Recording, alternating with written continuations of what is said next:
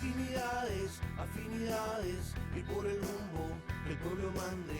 Latinidades, afinidades, que sepa el mundo, llega la patria grande. Llega la patria grande, un grito que se expande, el sable que se blande contra el blando y ese plan de dominación y fraude, sin traiciones que defrauden, puños que se cierran para que la convicción se guarde. Latinoamericano, cuestión geográfica, Latinoamérica hermano, integración empática frente a cotización, la concientización de la indignación hacia la digna acción en práctica. Latinidades, afinidades, y por el rumbo el pueblo mande.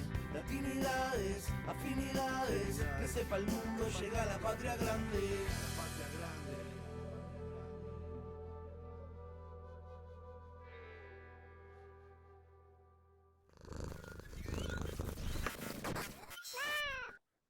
Buenas noches, Ecuador.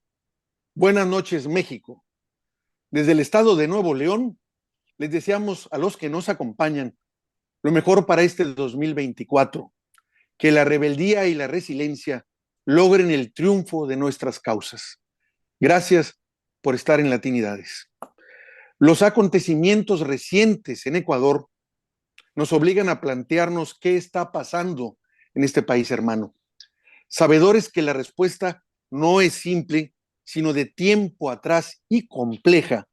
Nos acompaña, nos honra con su presencia una voz autorizada sobre este tema, ex candidato a vicepresidente en esta última elección y el anterior ex candidato a la presidencia de Ecuador, Andrés Arauz. Gracias por estar aquí esta noche con nosotros. Un abrazo, Héctor. Muchísimas gracias por la invitación. Buenas noches a todos y todas. Un placer compartir este espacio para profundizar en algunos de los hechos más recientes que está viviendo mi país. Como bien dije en la introducción, pues estamos un poco aturdidos, azorados, porque en aquella ocasión que fuiste tú candidato a la presidencia, la primera vuelta la ganaste, la arrasaste para acabar pronto, y luego ahí empezó la segunda vuelta a maquinarse, quedaste por desgracia fuera de poder continuar o regresarse a la senda que tenía la Revolución Ciudadana para poder paliar lo que había hecho en su momento el traidor de Lenin Moreno. Queda en esa disyuntiva quedó Lazo, y ya vimos todo el desastre que hizo, que ni siquiera llegó a acabar su presidencia, pero todo el desastre que hizo en ese poco tiempo, ¿no? Y se vuelve con la muerte cruzada que él decreta para poder salvarse él a sí mismo, se vuelve a generar la expectativa de una presidencia corta de 18 meses, en la que ahora participas tú como ex vicepresidente, y estábamos esperando, y bueno, pues sabemos que volvieron a ganar la primera vuelta, y volvió a pasar la barda de la segunda, el tope, el techo de cristal de la segunda. Entonces, nos quedamos siempre con la idea de saber cómo veías tú las cosas, a qué atribuías que no se podía dar el segundo salto. En un momento dado te buscamos y obviamente sabíamos que estabas cansado de la campaña y sobre todo la resaca que da el haber dado toda tu energía, toda tu fe, toda tu esperanza a lograr un triunfo en las urnas, y que cuando no es así, vamos, es terrible. Nunca he tenido yo participado en ninguna campaña, pero sí me he llevado grandes desilusiones en mi vida en la que he apostado mucho, y para mí era obvio que iba a ser algo complejo, pero al final de cuentas dije, esos golpes son los que te hacen más fuerte y solo te ayudan a conseguir la próxima victoria, y en cuanto pueda hablo con Andrés para que me dé su visión. Pero de entonces a la fecha se viene algo inesperado, que desde afuera lo veíamos así, pero posiblemente desde adentro ya se presentía, ya se sabía qué iba a pasar. Empezó algo que pudiera llamarse una especie de guerra civil, un intento de golpe de Estado, algo tan confuso que nos vendían de repente que las mafias eran tan fuertes allá, inclusive las mexicanas, estaban ya por amenazando al gobierno y por tomar incluso el gobierno. En fin, dentro de todo esto que se generó, de todo esto que nos han manejado los medios, sobre todo los medios corporativos, dijimos, necesitamos a alguien que nos pueda hablar claramente, para que, dejando a un lado esa cacofonía, nos pueda decir, miren, esta es la realidad de lo que estamos viviendo ahorita y esto es lo que nos puede pasar. Y por eso te convocamos, y ahora sí que te dejo que nos des tu opinión en base a tu experiencia, Andrés. Bueno, gracias, Héctor. Mira, quizás comenzando por un poco el escenario electoral. Yo recuerdo claramente que estábamos chateando, intercambiando algunos mensajes. Tú mismo lo relatas con indignación cuando se dio el asesinato de Fernando Villavicencio. el 9 de agosto del año pasado acá en Quito, en Ecuador. Y ese fue un hito que cambia pues la historia de nuestro país, porque esa misma noche, de forma coordinada a través de troll centers y granjas de troles en redes sociales y una especie de ataque digital en WhatsApp y otros medios, se atribuyó por parte de las derechas y extremas derechas en el país la responsabilidad de ese asesinato a nuestra candidatura y a nuestro frente político, la Revolución Ciudadana. Y eso obviamente tuvo unas consecuencias extremadamente graves en nuestras expectativas e intenciones de voto y por ende de victoria. Encuestadoras, digamos, inclusive más afines a los sectores de derecha, no vinculadas a la Revolución Ciudadana, estiman que nosotros antes de ese asesinato teníamos una intención de voto de entre el 42 y 45%, que en el Ecuador es suficiente para ganar en primera vuelta, porque solo hay que superar el 40 y tener una diferencia de 10 con el siguiente. Y eso lo teníamos asegurado. Con el asesinato de Villavicencio, se cae la intención de voto sustancialmente en aproximadamente 5 votos el primer día y 5 más en los días subsiguientes, cayendo más o menos en 10 puntos la intención de voto. Entonces, Duro. desde ahí ya se supo que era imposible ganar en una sola vuelta, que ese ataque que se dio en el asesinato a Villavicencio no solo que generó un cambio en la intención de voto, sino que cambió el clima social, el clima psicológico de nuestro país. Nunca nos había pasado algo tan grande de un asesinato, un magnicidio básicamente de un candidato presidencial. Entonces, eh, nosotros hemos sido los primeros, y de hecho yo tuve intervenciones en medios internacionales principalmente, haciendo un llamado de urgencia a la colaboración de los países amigos a la investigación sobre tal asesinato, porque básicamente marcaba la historia del Ecuador a partir del 2023, quizás en lo que resta del siglo XXI. Sí, es muy, muy, muy, muy, muy clave ese asesinato. Y mira que hasta ahora, Héctor, y ahí viene lo que tú mencionas, esta indignación que todavía la siento, que al único a quien el gobierno del Ecuador, entonces presidido por Lazo, luego de acusar con mensajes subliminales y con este lenguaje ambiguo de que la Revolución Ciudadana estaba detrás de ese asesinato, dijo que iba a pedir ayuda para la investigación al FBI de los Estados Unidos, ¿sí? Pero no tuvimos un mensaje similar, ni un llamado, ni un ofrecimiento de apoyar con sus investigadores forenses, sus especialistas en criminalística, sus detectives, sus aparatos de inteligencia, ni de México, ni de Brasil, ni de Colombia, ni del Perú, ni del sistema de Naciones Unidas, ni de España, de ninguno de otros países llamados amigos del Ecuador. Es una enorme decepción porque, por supuesto, ya no hay una segunda o tercera versión de la investigación, sino exclusivamente una que, como es la vida, está dominada por una perspectiva geopolítica que es la del Departamento de Justicia de los Estados Unidos. Entonces, no hay otra versión, no hay otra manera de poder llegar a la realidad. Y durante toda la campaña electoral no se indicó quiénes eran los responsables, la fiscalía no entregó esa información, se mantuvo este aire de ambigüedad, se mantuvo esta duda, se fue utilizando eso de forma maniquea, al punto que en la segunda vuelta sabíamos que algún otro truco de la caja de trucos que iban a sacar los que pues son los que dominan el teatro de operaciones en el Ecuador. ¿Y qué ocurre? Que a pocos días de la segunda vuelta asesinan a los 7 supuestos sicarios de Fernando Villavicencio que estaban bajo custodia estatal mientras el FBI estaba colaborando con la Fiscalía y la Policía ecuatorianas. ¿Sí? Mientras estaba el FBI en el Ecuador, bajo custodia estatal en el sistema penitenciario nacional, asesinan a los supuestos sicarios de Fernando Villavicencio. Es un insulto, pues, a todo un país, a toda América Latina, que eso ocurra en el medio de un proceso electoral, que siendo sicarios y autores o presuntos autores de un magnicidio, los pongan en el sistema penitenciario ordinario y no como si hubiesen podido por el decreto de excepción que estaba vigente, les hubiesen podido meter en custodia de las fuerzas militares, de las Fuerzas Armadas, en una base militar con custodia especializada, con videovigilancia transmitida a todo el país permanentemente. No estábamos hablando de unos criminales más, estábamos hablando de los presuntos autores del magnicidio más importante quizás de la historia del Ecuador.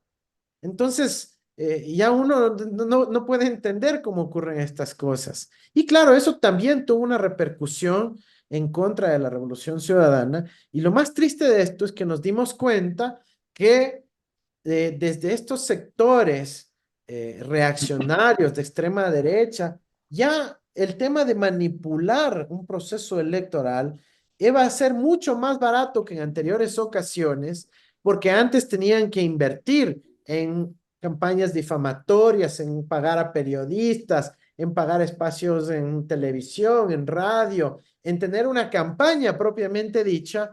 Ahora simplemente tenían que contratar a sicarios que se encarguen de esa tarea. Y hasta ahora no sabemos quiénes fueron los asesinos de los sicarios, quiénes fueron los asesinos y los autores intelectuales del asesinato a Villavicencio, que es en definitiva y desde una perspectiva ya histórica que la podemos hacer en este punto, el hito más importante de lo que fue la campaña electoral del 2023 y una de las principales razones de la derrota de la Revolución Ciudadana, la insuficiencia de poder llegar a esa victoria en primera vuelta. Ya las dinámicas de la segunda vuelta también tuvieron algo de esto, pero ya era un escenario mucho más difícil por la prevalencia del voto anticorreísta y de un clima social adverso en contra de la Revolución Ciudadana. Ahora, ¿qué ha ocurrido recientemente? Y con esto un poco trato de darle una continuidad al episodio de Villavicencio en el contexto de lo que estamos viviendo ahora. Héctor, la cosa en Ecuador está tan convulsa que cada hora tenemos una nueva noticia, un nuevo escándalo, un nuevo drama. Parece esto literalmente una serie, una telenovela, una sucesión de hechos dramáticos que impide que la sociedad pueda digerir adecuadamente los capítulos que se van escribiendo de nuestra historia y que se van dando hora a hora y que obviamente tienen implicaciones profundas.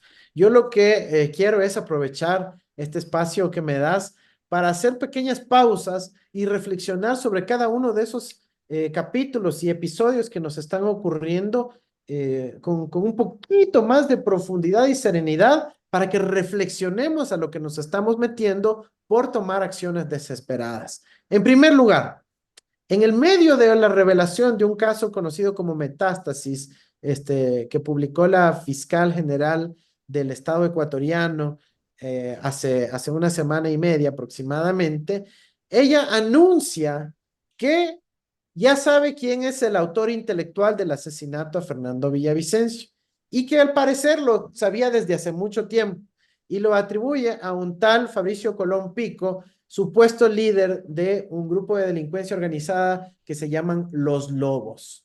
Y lo tiene perfectamente identificado y dice, esta persona ahora me está amenazando a mí como fiscal, por ende ahora revelo su nombre y, por cierto, informo al país que fue el asesino de Villavicencio. ¿Por qué recién en esas circunstancias se revela quién fue el autor intelectual del asesinato de Villavicencio? ¿Por qué no lo supimos en agosto, en septiembre, en octubre? ¿Por qué no en noviembre? ¿Por qué recién en enero lo revela y no lo revela formulando los cargos y acusándolo formalmente como autor intelectual? Si no lo dice en el medio de otra comparecencia, de otra audiencia, de otro caso judicial. Es decir, una revelación de tal magnitud, de tal importancia para el siglo XXI de nuestro país, no lo hace ni en una rueda de prensa, ni con un expediente de investigación que soporte su evidencia, etcétera, sino que simplemente lo anuncia y dice, y a mí también me quieren matar. El hecho de que ella de su propia boca diga que es el autor intelectual de Fernando Villavicencio, ya pues le quita toda la responsabilidad de aquello a la Revolución Ciudadana. Y si hubiesen sistemas democráticos basados en la verdad, inclusive debería reverse el proceso electoral porque hubo una nueva revelación de gigantescas proporciones y magnitudes que obviamente cambia la percepción y la orientación del ciudadano. Pero obviamente eso jamás va a pasar en el Ecuador y muy difícilmente que ocurra en otras partes. Pero es una revelación de inmensas magnitudes. ¿Qué pasa con eso? Que resulta que este señor Colón Pico no había estado encarcelado, sino que estaba bajo arresto domiciliario por otros casos. Y en otros casos, esta misma fiscal lo había dejado libre. Entonces no se entiende qué es lo que estaba ocurriendo en el Ecuador. ¿Por qué tenía un trato preferencial en el sistema judicial ese personaje? ¿Ya? Finalmente ella hace esta amenaza. En 24 horas el gobierno de Daniel Noboa lo ubica y lo arresta y lo pone a disposición de los jueces y ahí sí en esa ocasión lo arrestan y lo meten preso. Pero resulta que un par de días después, en medio de este día de terror que vivió el Ecuador, él es uno de los fugados de la cárcel de Riobamba. Nuevamente, Casualmente, casualmente. nuevamente, Héctor, si este era el autor intelectual del asesinato de Fernando Villavicencio, que tenía amenazado a la fiscal general del Estado, por sus propias palabras, que fue encontrado culpable de aquello, por ende se le dicta prisión preventiva en la audiencia de formulación de cargos, de que es el líder de una agrupación criminal más peligrosa del Ecuador, le ponen en una cárcel de mínima seguridad en la ciudad de Riobamba, en vez de, en el marco del estado de excepción, ponerle en una prisión militar, insisto, con videovigilancia y transmisión en vivo a todo el país. ¿Sí? Ese era lo que merecía, digamos, el tratamiento de máxima seguridad que merecía el autor intelectual del magnicidio más importante de la historia del Ecuador. Y sin embargo le ponen una cárcel de mínima seguridad que en 2 días después termina fugándose. O sea, en el Ecuador, Héctor, lo que te estoy diciendo, nadie ha hecho la pausa para examinar esto que te estoy diciendo. ¿Sí? Primero, lo importante que fue esto para el proceso electoral, la atribución a la Revolución Ciudadana, luego que la fiscal revele esto sin acusarlo, luego que finalmente le arresten sobre la base de una intimidación, pero que al momento de arrestarlo no lo pongan en una cárcel de máxima seguridad, sino en una de mínima seguridad, sin custodia militar, y se termina escapando. Y luego este personaje empieza a elaborar videitos y publica en las redes sociales diciéndole que él sí se quiere entregar, pero que no se garantiza su vida dentro del sistema penitenciario. Es decir, una locura, Héctor, de que el magnicida, ¿sí? El autor intelectual, por palabras de la fiscal general del Estado ecuatoriano, el magnicida tenga ese trato, que justo se escapa de la cárcel. Aquí hay algo mucho más profundo, aquí hay algo que solo esta historia merecería todo un capítulo largo de investigación de nuestros países hermanos, amigos, organizaciones dedicadas a la defensa de los derechos humanos, organizaciones dedicadas a la búsqueda de la verdad, profesionales de la investigación privada, policías jubilados, qué sé yo, toda la comunidad latinoamericana, si es que busca comunicar y transmitir su solidaridad con el pueblo ecuatoriano, solo este eje de investigación merece ya todo un desarrollo profundo. ¿Qué hemos oído sobre esto en los medios internacionales, Héctor? Nada, Nada. pero nada. A lo sumo se escucha de Fito, que es otra cabecilla de otra organización criminal, pero de este caso, que es el autor del magnicida, que fue la última vez que el Ecuador estuvo en boca de todo el planeta, ya no tienes ningún seguimiento. Entonces, solo en esto tenemos ya una tarea infinita y a través de tu espacio, Héctor, yo pido la solidaridad efectiva de nuestros hermanos en América Latina y en el mundo para que sigan buscando los hilos de esta de este terrible episodio de la historia ecuatoriana que todavía no concluye y que implica todo aquello para nuestro país. Mira, estoy totalmente de acuerdo con lo que dijiste hace unos momentos, de que faltó solidaridad de países latinoamericanos como mi país, como México. Cuando pasó ese incidente, yo te mandé un mensaje y me dijiste, esto nos acaba de cambiar todo, nos cambió toda esta muerte. Y yo te comentaba, ¿en qué te puedo ayudar? Me dijiste, ayuda a que a ver si esto se puede difundir para que el gobierno de México diga alguna declaración o a ver qué ayuda podemos obtener. Y yo créeme que yo mandé ese dato, pero con cierta resquemor porque dije, generalmente la política del gobierno actual es no meterse en situaciones de países y para que luego no se le retalíe. Dice, no nos metemos en la política interna de los países para que luego no vengan y no salga nada. Dije, no va a pasar, no pasó. Y no pasó. Y es una desgracia porque estaba en juego, como dices tú, pues el destino de Ecuador. Ahora, como bien dices, y has nombrado todo lo que pasó a la muerte, que no era un candidato que fuera a ganar, se consideraba que era un candidato de derecha. Recuerdo que también que se hablaba mucho de que era candidato incluso amigo de Lazo. Entonces, y pasa esto, bueno, trastocó todo, y luego sabemos que viene el FBI, pero lo que nunca hemos sabido es qué investigó el FBI, qué dijo, cuáles son sus líneas de probable responsables, nunca supimos nada, nomás la faramaya, como diríamos en México. Viene el FBI a investigar como si eso fuera lo non plus ultra para resolver un caso. Sí, los de la televisión, y en este caso de las series norteamericanas, nada más.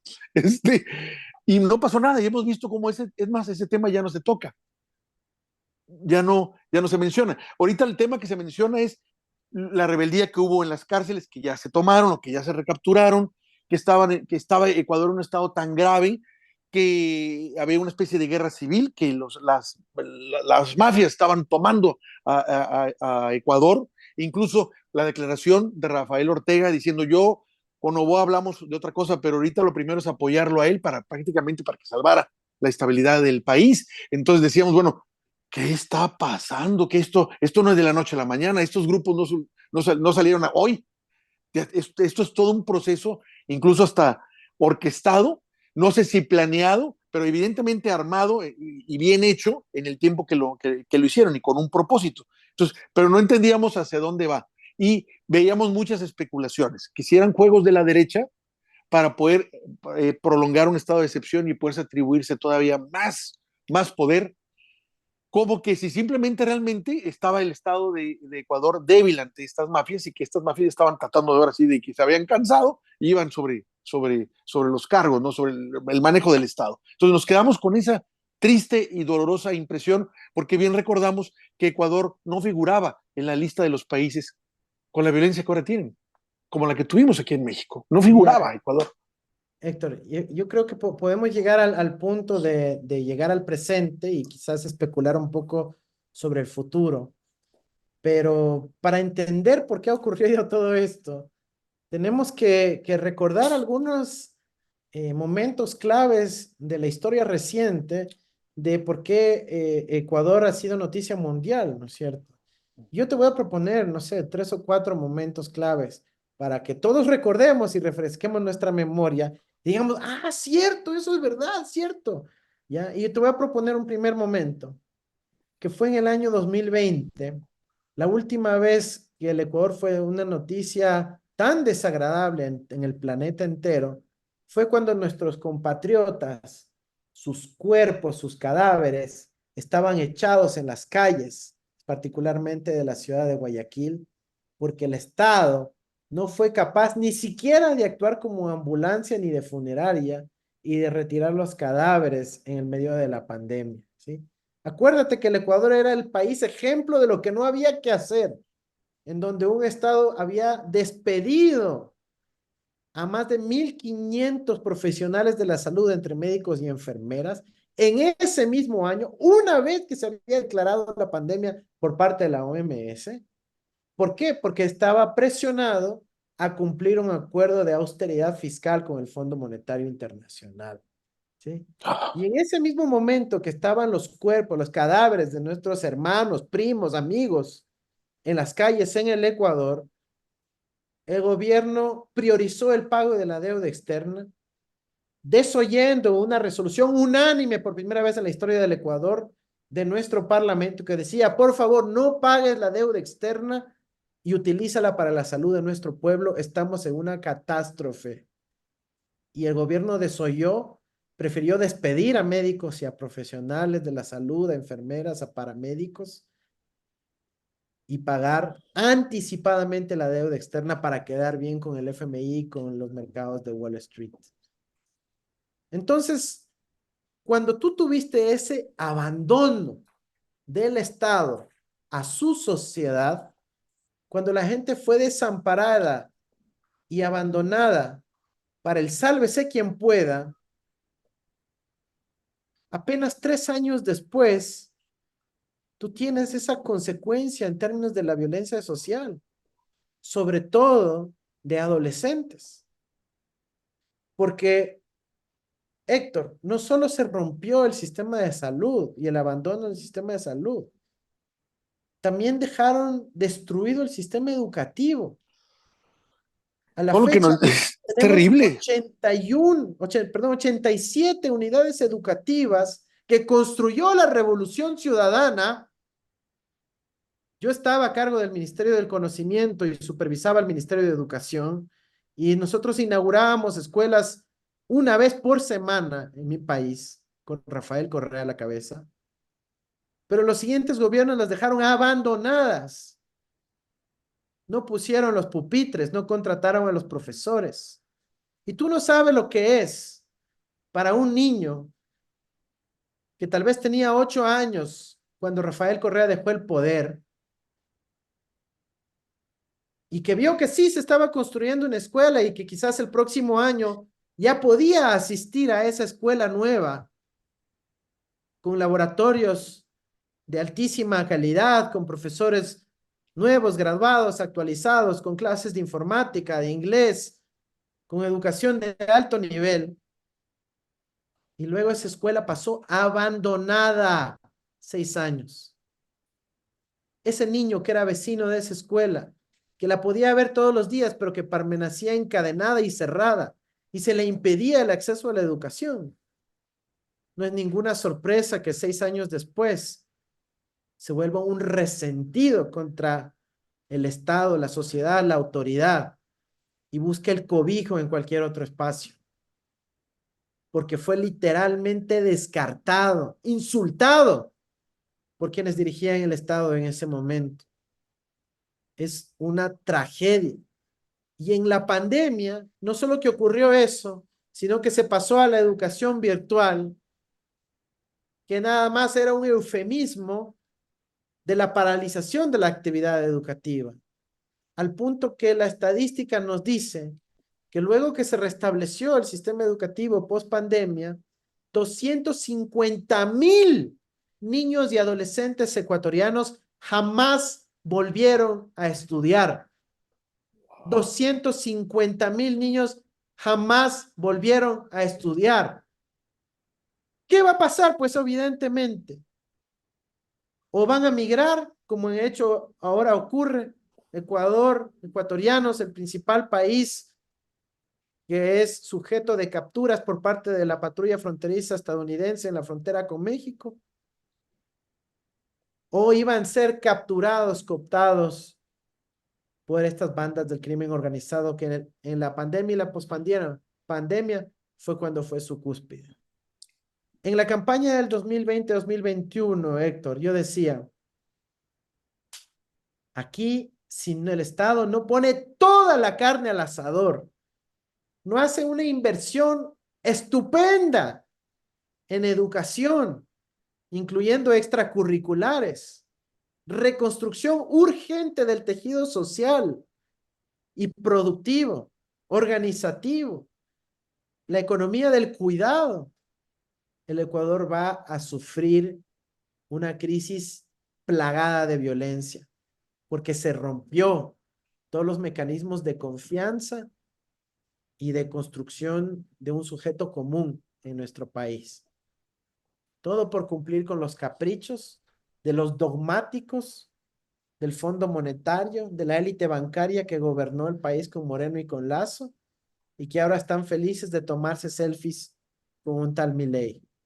Es terrible lo que ocurrió en el Ecuador, y es ese caldo de cultivo, esa crisis social tan profunda que tiene repercusiones psicológicas y luego culturales, que indudablemente es la razón por la cual el crimen organizado puede tener un número de seguidores, un aumento de adherentes, una cantidad de personas y sobre todo de niños, porque estamos hablando de niños desde los 12 años de edad que se adhieren a estas bandas del crimen organizado, que están siendo parte de este capítulo de la violencia ecuatoriana. Así que no podemos olvidar, Héctor, para resumir, lo que ocurrió en el 2020 en el Ecuador, cuando fuimos tristemente noticia mundial, porque los cadáveres estaban en las calles y no en las morgues y no en los funerarios. Tuvimos fosas comunes en el Ecuador porque el Estado jamás cumplió su responsabilidad, ni siquiera de respetar la dignidad de la muerte de sus ciudadanos. No se diga de prevenir, de actuar en materia curativa, la catástrofe que significó el sistema de salud y, como te digo, el de educación. Así que hay gente en el Ecuador que todavía se niega a aprender estas lecciones de la historia. Se niega a hacer la conexión entre lo uno y lo otro. ¿Y a qué Se crees que niega. pase? ¿Por qué crees que pasa eso? Porque lo que nos dices es brutal. La historia que me estás contando, que es la realidad de Ecuador en este momento, es terrible. O sea, desde el momento que un gobierno dice, prefiero pagar la deuda externa, porque yo llevo mucho ahí, y que se mueran a los que estoy sirviendo, que se mueran los que me pagan mi sueldo, porque constitucionalmente ellos me pagan a mí para ocupar este cargo, y yo juro defender la Constitución y a ellos, y los traiciono de esa forma. Y hablas de 250,000 niños, o sea, de toda una generación en números impresionantes para el pueblo, para lo que es el pueblo ecuatoriano. 250,000 personas es un mundo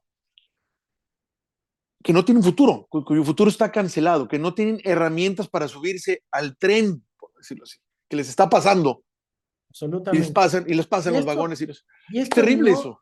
no se aborda en los medios internacionales, Héctor, ni en las entrevistas, ni en los análisis o supuestos análisis. ¿Cómo nadie puede conectar el hecho de que el Ecuador fue el país de más alta mortalidad en la pandemia con la crisis de violencia social que ahora vive nuestro país?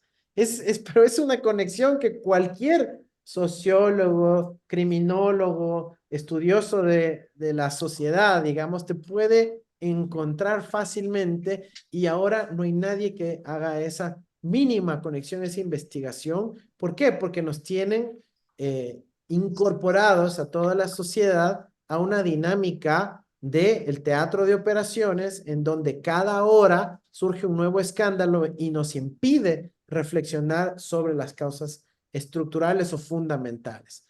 Una más adicional que he visto que también se ha omitido en los análisis internacionales, incluso en los estudios de académicos, y es el hecho de que el aumento de la criminalidad y los asesinatos en el Ecuador aumenta literalmente en el mes que se posesiona Guillermo Lazo en el poder.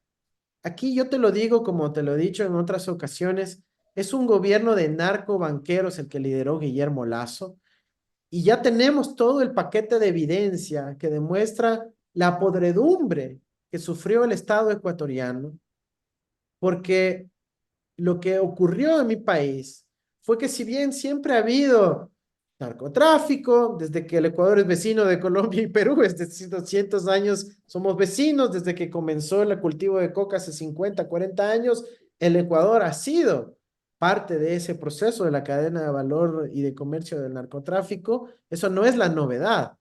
La novedad es que en el año 2021 el narcotráfico y el crimen organizado permea por primera vez en la historia del Ecuador las estructuras más profundas del propio Estado. ¿Sí? Por primera vez, el crimen organizado penetra a la policía, al sistema judicial, a los ministerios más altos nivel y a la propia presidencia de la República.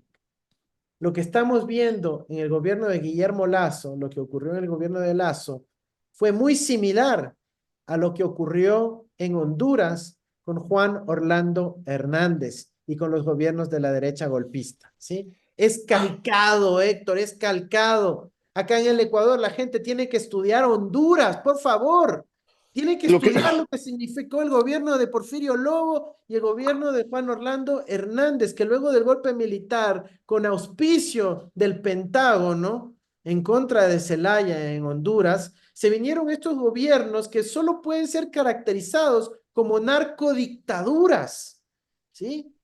Y que terminaron pervirtiendo las intenciones de desarrollo de un pueblo digno como el pueblo hondureño y sacrificándolo con economía de despojo, con ajuste neoliberal, con con corrupción los en sedes, con es una grosería. con las Los, sedes, las zonas increíbles que son cesión de la soberanía y amparadas por el arbitraje internacional de los TBIs, que hemos hablado también sobre ese y que tema. están demandando para que quieren sus sedes, porque como se las Andando. había prometido el otro Pero, narco, pero todo híjole, qué va. eso fue parte de un andamiaje de la narcodictadura liderada por Juan Orlando Hernández. Y ahora, Juan Orlando Hernández está preso en Estados Unidos, extraditado allá, y se está cursando el juicio de Juan Orlando Hernández en los Estados Unidos.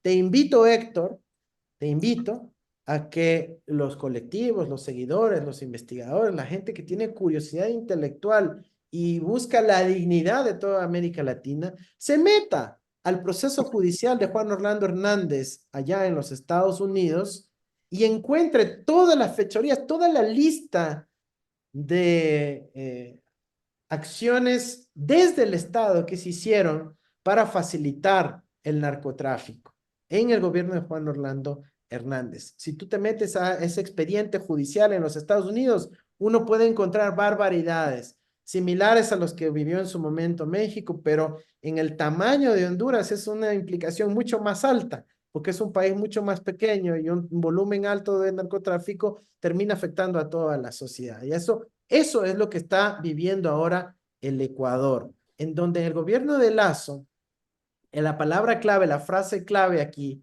se llama León de Troya. León de Troya. León de Troya. ¿Qué es el león de Troya? Bueno, todos sabemos lo que es un caballo de Troya, ¿no? Un caballo de Troya es, digamos, un acto de infiltración en el bando enemigo, en el adversario, que luego de que está infiltrado revela sus intenciones o se desenmascara y termina por ocupar al enemigo desde adentro, desde adentro. Fue el famoso caballo de Troya de pues la épica griega, ¿no es cierto? Ahora, ¿por qué en este caso se llama no caballo de Troya, sino león de Troya?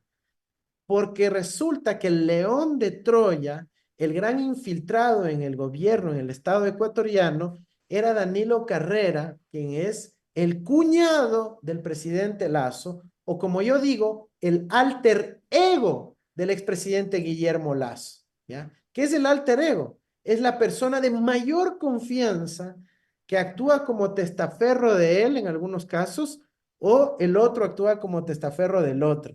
¿Sí? Mira, Que son tan vinculados de manera familiar, de negocios, secretos, que son básicamente una misma persona dividida en dos. Y Danilo Carrera, León de Troya, estaba vinculado a una nueva mafia que surgió en los últimos 10 años aproximadamente en América Latina, que es la mafia albanesa.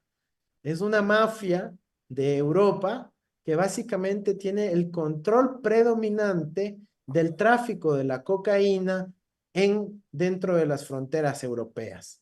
Es decir, son los encargados de llevar la cocaína de América Latina hacia Europa. Entonces tienen un gran poder y obviamente para esas dimensiones no pueden escudarse simplemente en mover un montón de euros en maletines, sino que necesitan estructuras empresariales y una verdadera organización criminal empresarial para llevar a cabo toda esa cantidad de negocios. Y qué mejor que la estructura financiera ofrecida por el gobierno de narcobanqueros, que eran gobierno y a la vez banqueros.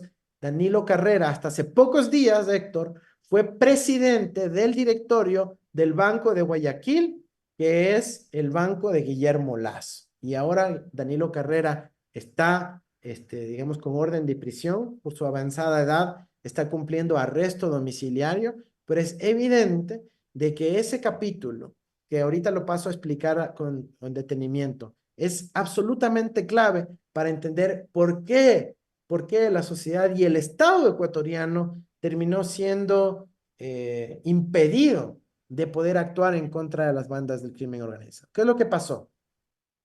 En la campaña de Guillermo Lazo, cuando yo fui rival de él, permitió que se infiltre el narcotráfico y el crimen organizado a través de la mafia albanesa. ¿Sí? Uno de los personajes, Rubén Cherres, que por cierto luego también fue asesinado y hasta ahora nadie dice quién lo asesinó. Aunque en el Ecuador todos sabemos quién fue el responsable de eso, un crimen de Estado en el gobierno de Guillermo Lazo.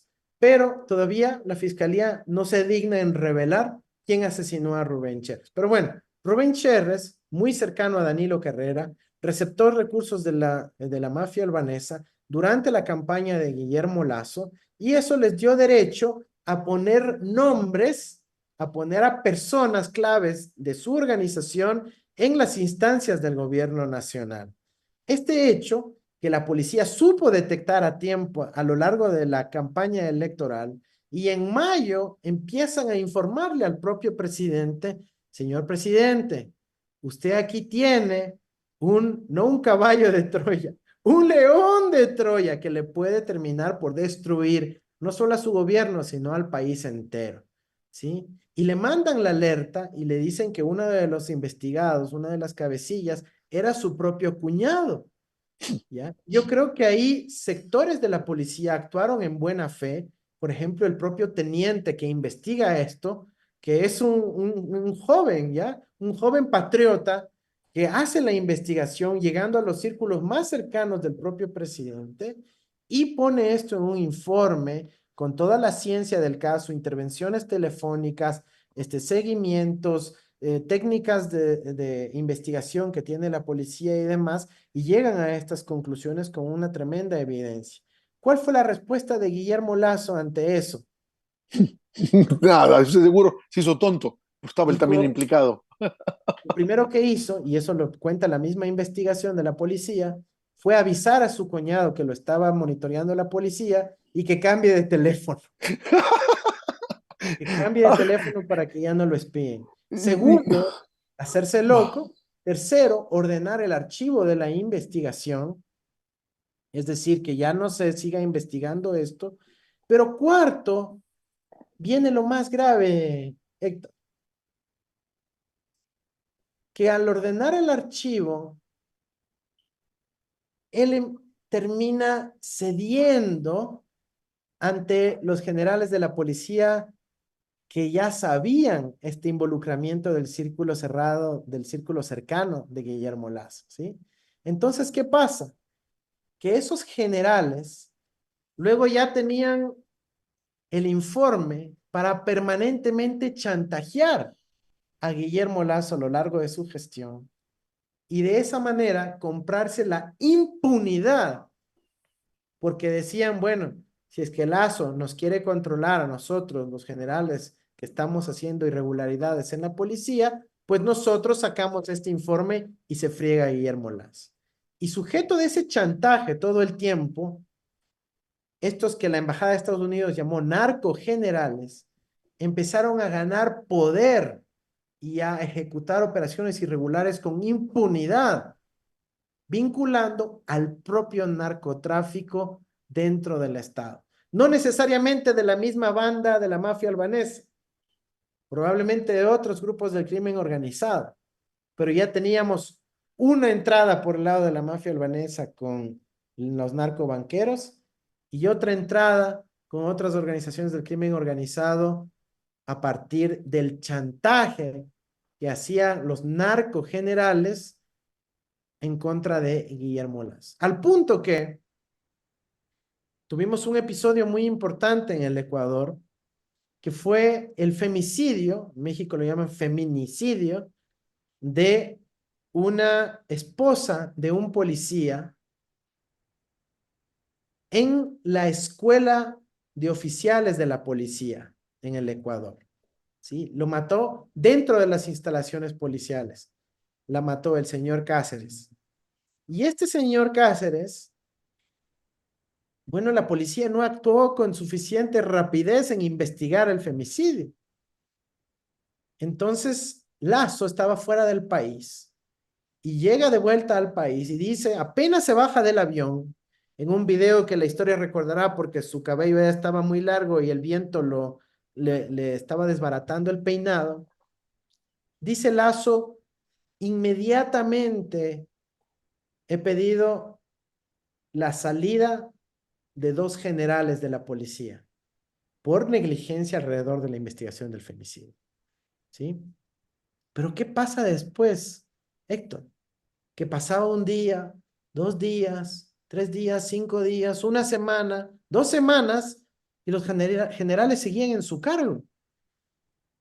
Y nadie se explicaba cómo es posible que luego que el presidente había dado una cadena nacional, es decir, hablado frente a todo el país, diciendo que pedía la disponibilidad, es decir, que salgan estos 2 generales, ellos seguían en el cargo. Y ahí entendió el país entero que esos generales tenían poder sobre el presidente y no el presidente poder sobre esos generales de la policía. Y ahí el país entero entendió que Lazo era un simple títere por cualquier otra razón de estas fuerzas más profundas del crimen organizado que se había tomado la institución policial. Y Héctor, ¿cómo iba entonces la institución policial a combatir el crimen organizado si la institución policial estaba liderada por el crimen organizado? Esa fue la principal consecuencia de lo que ahora vivimos en el Ecuador.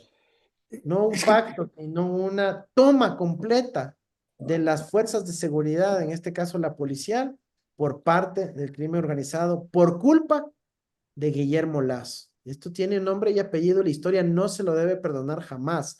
Y por más que gaste millones de dólares en entregar medallas en los Estados Unidos, darse vueltas en Washington, en Miami, en Nueva York, ojalá haya algo de honestidad intelectual, algo de ética que exista dentro de quizás congresistas estadounidenses, actores políticos estadounidenses, el sistema de justicia estadounidense, que finalmente empiece a hurgar en toda esa riqueza mala vida y contaminada por los flujos del narcotráfico de un narcobanquero tan poderoso como Guillermo Lazo. Ojalá se llegue a esa verdad, porque va a ser una verdad crucial en términos de nuestra historia para entender lo que le está pasando ahora al Ecuador. Y simplemente completo con reafirmar lo siguiente. 2 o 3 semanas antes de que el presidente Noboa declare el conflicto armado interno, el presidente Noboa dio una entrevista ante Gonzalo Ruiz, un periodista ecuatoriano. Y en esa entrevista, el presidente Noboa reveló que una de las bandas del crimen organizado le propuso un tratado de paz al gobierno nacional. Y el periodista le pregunta al presidente Noboa, ¿pero por qué ofrecen la paz? ¿Por qué quieren este tratado de paz?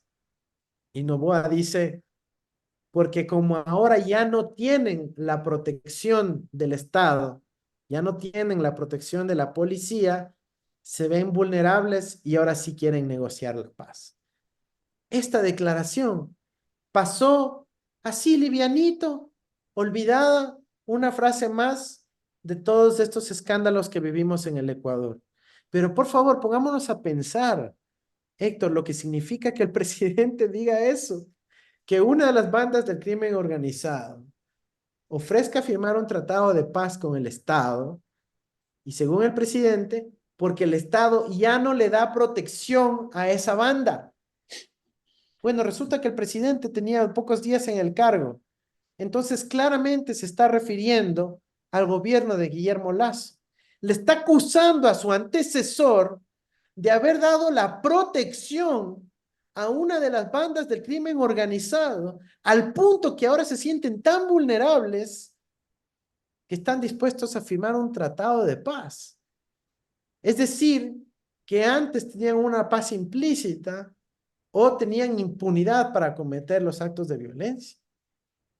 Esto es gravísimo y es la revelación clarísima, auténtica, completa de que fue el gobierno de Guillermo Lasso el que permitió por acción y por omisión, en de distintas maneras, la infiltración del crimen organizado dentro de la fuerza pública.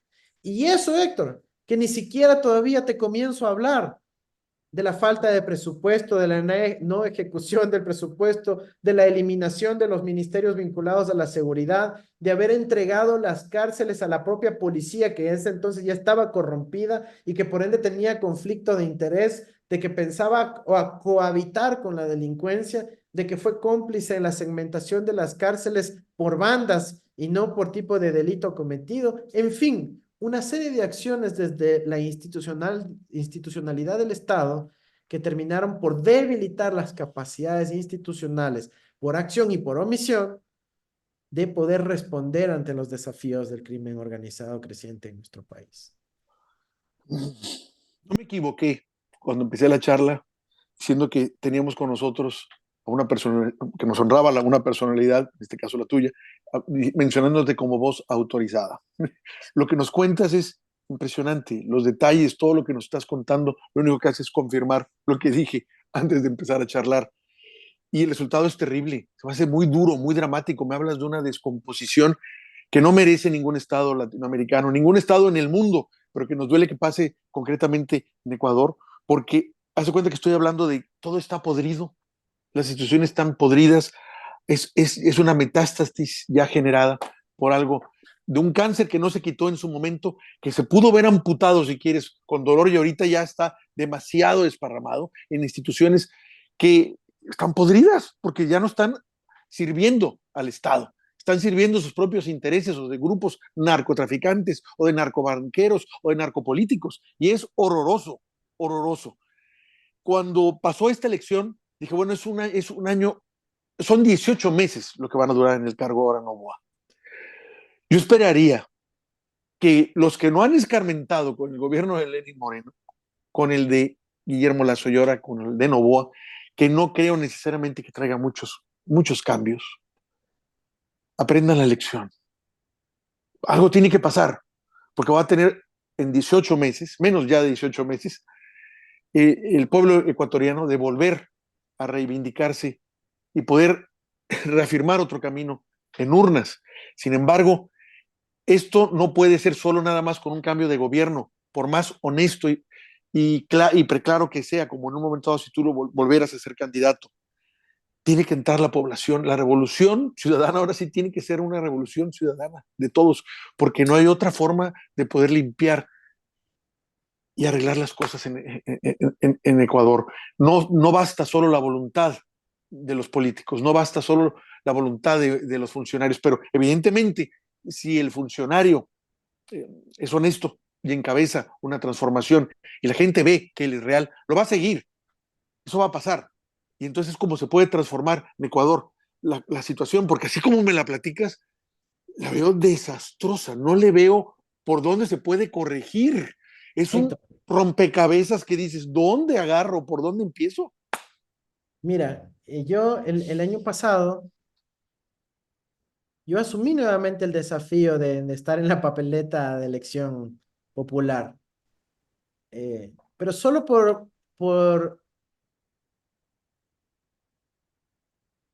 porque fuimos muy responsables junto con Luisa González, la candidata a la Uh -huh. presidencia, de estudiar a profundidad esta realidad. Uno no es que asume la candidatura por deporte o con el afán simplemente de sacar más votos y celebrar. No, no, no, no. Uno asume esto con una enorme responsabilidad de por medio. Y eso significó estudiar a profundidad la realidad en materia criminal, en materia social, educativa, en materia productiva, económica, fiscal, en las relaciones internacionales del Ecuador, en el diagnóstico de nuestra institucionalidad, para poder tener el mapa completo de lo que le ocurría a nuestro país y decir, aunque estemos en esta situación tan grave, por aquí podemos empezar a corregir las cosas. Podemos empezar a devolver la dignidad a la gente de una u otra manera. Así que lo que yo te estoy contando es porque estudiamos mucho la fenomenología del narcotráfico, su relación con el crimen organizado, el problema social, las afectaciones a la gente. Y tenemos un paquete de soluciones, tenemos propuestas para nuestro país, por supuesto que sí. Y tratamos de infundir de todavía esperanza y optimismo en un escenario tan difícil para nuestro pueblo. Pero la otra realidad, Héctor, es que justamente desde que entró al poder Guillermo Lasso, se dio el surgir de la migración ecuatoriana que se había suspendido 20 años. Mira. Empezó una nueva ola de migración, como no lo habíamos visto desde el feriado bancario, desde la crisis financiera del 99-2000. La gente ya no tenía esa esperanza en su propio pueblo, en su propio país, en su propia tierra. Y la estadística oficial ecuatoriana reportan más de 310,000 ecuatorianos que salieron documentadamente desde el Ecuador, desde la posesión de Guillermo Lasso. Todo ese gobierno de Guillermo Lasso fue una pérdida de 310,000 compatriotas, su talento, su cerebro, sus ganas de emprender, de salir adelante, que ahora ya no están contribuyendo a nuestro desarrollo, sino que está disperso y principalmente concentrado en los Estados Unidos. Si tú ahora viajas a New York, a Nueva Jersey, en los Estados Unidos, a Chicago, vas a encontrar a ecuatorianos durmiendo en las aceras, pidiendo asilo como refugiados económicos y refugiados de la violencia que se permitió en el gobierno de Lasso. La gente, lamentablemente, ha perdido mucho la esperanza y está en una situación ya más de cinismo, de desesperanza, sin esta oportunidad de poder salir adelante. Y es absolutamente doloroso lo que estamos viviendo. Es un momento de profunda reflexión para nuestro país. Y sin embargo, a pesar de este drama tan grande, tan claro, seguimos en un momento de acoso de fuerzas imperiales, hegemónicas y de la extrema derecha ecuatoriana que quieren aprovechar este momento de catástrofe nacional para echar tierra sobre la propuesta progresista, soberana, que sí le dio seguridad al Ecuador, que sí le dio paz y que sí le dio desarrollo y que le dio migración neta a favor. Los ecuatorianos volvieron y logramos atraer a talento internacional que vino a nuestro país. Es extremadamente doloroso, pero quizás muy poca gente conoce, y con esto creo que voy concluyendo, Héctor.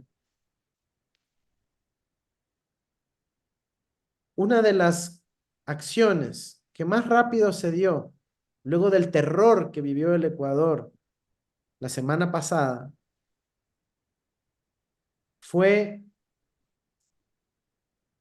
en 2 días, en 48 horas, la aprobación por parte de la Corte Constitucional Ecuatoriana de un tratado que había sido firmado en octubre del año pasado por parte de Guillermo Lasso, del llamado Acuerdo del Estatuto de las Fuerzas, es decir, la impunidad de los militares estadounidenses en territorio ecuatoriano, El en donde se colmo. le da impunidad a las tropas, a los civiles y a los contratistas de los militares norteamericanos en un territorio ecuatoriano, libertad de operación, exoneración de presentación de documentos de viaje como pasaporte, exoneración de registro de su entrada y salida del país, exoneración de todo tipo de arancel o registro en materia de movimiento de bienes es decir, equipos militares, no militares, etcétera. Exoneración de todo impuesto en el Ecuador y libre uso del espectro radioeléctrico del país, es decir, de las telecomunicaciones, para cualquier fin, para cualquier propósito. Y la Corte además Pues, decidió, Héctor, que ese acuerdo firmado por Lazo con los Estados Unidos ni siquiera requiere aprobación parlamentaria, sino que puede ser aprobada de forma directa por el presidente de la República, básicamente legitimando una invasión a nuestro país. Y claro, en el medio de la zozobra del terror, va a ser acogido casi con beneplácito por parte de la población. Es una alerta demasiado grande, pero es parte de la realidad que estamos viviendo en el Ecuador y que tristemente no significa que son mejores días para mi patria. Es nada más la antesala de un aumento de la violencia, de la politización de esa violencia y de la apertura de un capítulo de violencia política que la historia nos ha demostrado que afecta fundamentalmente a los sectores de izquierda progresista en nuestra región. Así que no son buenos augurios, es un momento duro y difícil y nuevamente hacemos un llamado para que se respete esa declaración de la Comunidad de Estados Latinoamericanos y Caribeños de que América Latina y el Caribe es una zona de paz. Claro que tenemos problemas, pero los podemos resolver soberanamente. Claro que tenemos problemas, pero los podemos resolver encontrando soluciones institucionales, como una conversación sobre la problemática mundial y hemisférica de las drogas, que los presidentes Petro y López Obrador le han planteado ya a los Estados Unidos. Aquí hay que encontrar soluciones estructurales. Cada gramo de cocaína que sale de los puertos ecuatorianos llega a puertos estadounidenses, londinenses, perdón, o británicos o europeos. La problemática es de ambos lados y no se resuelve con un estado de guerra en nuestro país o en nuestros países. Queremos soluciones estructurales profundas e institucionales a esta problemática y podemos resolver nuestros problemas de forma soberana sin intervención, que no significa rechazar la cooperación, la inteligencia, la información, no, pero sí significa evitar la impunidad y la presencia de un hegemón a través de sus fuerzas militares que ha rechazado, por ejemplo, el Estatuto de Roma y la jurisdicción de la Corte Penal Internacional. Espero nuevamente que si no tenemos lucidez en la élite dirigencial ecuatoriana, haya algo, algún resquicio de instinto de supervivencia, de pragmatismo dentro de los propios Estados Unidos para evitar la profundización de este conflicto y evitar que se politice o se le dé una dimensión geopolítica que realmente nuestro pueblo no se lo merece. Gracias, Héctor. oye, la verdad me dejas así muy dolido, muy impresionado. Eso último que estás mencionando es atroz, que le permitan la impunidad a las fuerzas de un país extranjero de hacer lo que quieran en tu país sin estar sujetos a la ley de tu propio país, que ese acuerdo incluso pase por encima de lo que es el parlamento de tu país. Ese es un traidor, yo creo que de los peores que ha dado la humanidad, basándome en lo que nos has contado de cómo degradó el Estado ecuatoriano, de cómo le valió, como diríamos en México, madre la gente del pueblo ecuatoriano cuando estaban falleciendo ahí en las calles y prefirieron pagar. No entiendo, la verdad es que no sé ni qué decirte, lo único que te podría decir, Andrés, es que en base a la experiencia que tienes ahora sí que cocida por el dolor, hervida por ese dolor, no te rindas, como empezamos ahorita agradeciendo el año y deseando feliz años a todos, que la rebeldía y que la resiliencia sean tuyas para que ahora, cuando termine otra vez este gobierno, este corto gobierno, puedas otra vez llevar la antorcha que pueda iluminar a tu pueblo. Porque no concebiría yo que te retiraras tú con todo lo que sabes, con todo lo que has aprendido, lo que con dolor has aprendido, y que alguien de tu capacidad y de tu corazón no se la juegue otra vez por el pueblo ecuatoriano. Creo que tienes que dar la batalla de alguna forma u otra, cuentas con nosotros. Vamos a ver qué podemos hacer para que cuando se vuelva a suscitar una alarma ya, ahora sí se prendan aquí las luces para poder decir, está pasando esto en Ecuador, y no nomás a nivel de una sola voz, sino de muchas voces. Tenemos tiempo para prepararnos, pero no podemos dejar que Ecuador siga ese derrotero que ya vivió Honduras y con consecuencias todavía peores, porque eso es como jalar a todo nuestro continente. Eso nos perjudica y nos afecta a todos. Eso que está pasando en Ecuador, hemos tenido más que un intento aquí. Hemos tenido estados que se llaman estados fallidos por cómo está el narcotráfico ahí. Afortunadamente todo el país no, pero hay zonas que los controlan todavía. Estamos dando todavía esa lucha. Podemos vernos y reflejarnos en Ecuador cuál sería ya el extremo de esto. Y no podemos dejar al pueblo ecuatoriano solo.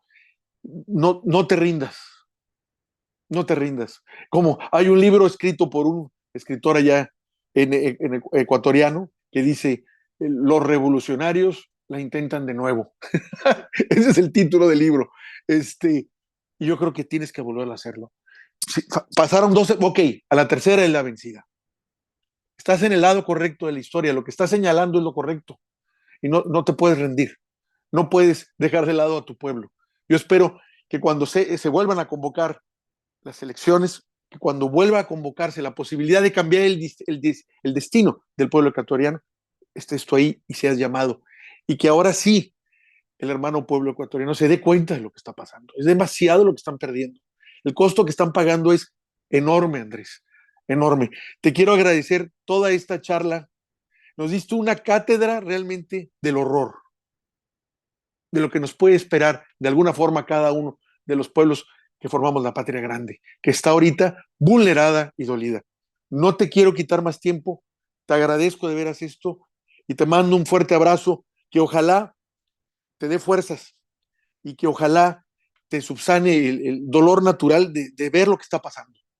No estás solo y cuentas con nosotros, este es tu espacio. Gracias de corazón. Muchísimas gracias a ti, Héctor. Un saludo a todos nuestros hermanos latinoamericanos y latinoamericanas que han compartido con nosotros esta noche. Y fuerza, necesitamos su solidaridad efectiva. Todos quienes puedan hacer algo por llegar a la verdad en algunos de estos temas que he abordado, que son, todavía nos quedaron, no sé, 15 preguntas estructurales sobre esto, pero por lo menos tenemos algunas pistas ya de qué es lo que está ocurriendo en mi patria. Nuevamente, muchísimas gracias, Héctor, y muy buenas noches.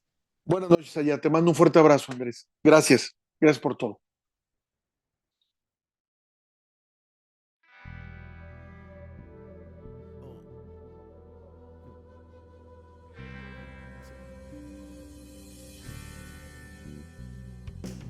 Latinidades, afinidades, y por el rumbo que el pueblo mande. Latinidades, afinidades, que sepa el mundo, llega la patria grande. Llega la patria grande, un grito que se expande, el sable que se blande contra el blando y ese plan de dominación y fraude, sin traiciones que defrauden, puños que se cierran para que la convicción se guarde. Latinoamericano, cuestión geográfica, Latinoamérica hermano, integración empática frente a cotización, la concientización de la indignación hacia la digna acción en práctica. Latinidades, afinidades, y por el rumbo el pueblo mande. Latinidades, afinidades, que sepa el mundo, llega la patria grande. La patria grande.